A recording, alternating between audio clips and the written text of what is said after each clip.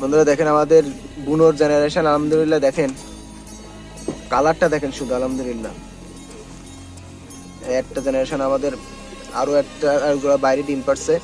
আমরা এবারে ইনশাল্লাহ 3 জোড়া ডিম পাবো একসাথে, 3 জোড়া বাচ্চা পাবো, 3 জোড়া ডিম আছে। এবং এই তিন জোড়ার ভিতরে 2 জোড়া আমরা আপনার অলরেডি করতেছি আর কি,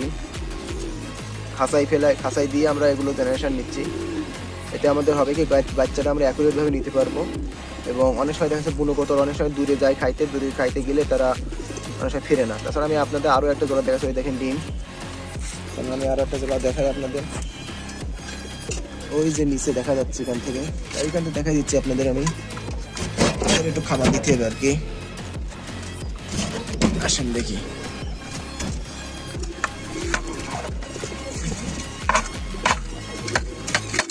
একটু নোংরা হয়ে যায় আর কি,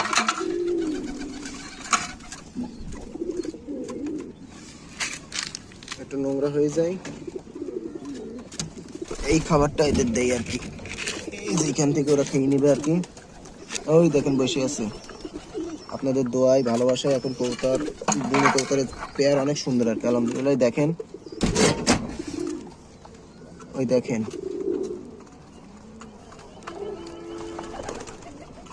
ডিম, হ্যাঁ বাচ্চা উঠে যাবে ইনশাল্লাহ। এখান থেকে অতটা বোঝা যাচ্ছে না, দেখেন অতটা বোঝা যাচ্ছে না, কিন্তু বাচ্চা উঠে যাবে খুব তাড়াতাড়ি ইনশাল্লাহ। ডিম ফুটাই ফেলছে, হ্যাঁ ফুটাই ফেলছে ডিম। তো বন্ধুরা আপনারা আমাদের বুনো পেয়ার জন্য অবশ্যই দোয়া রাখবেন। আসসালামু আলাইকুম।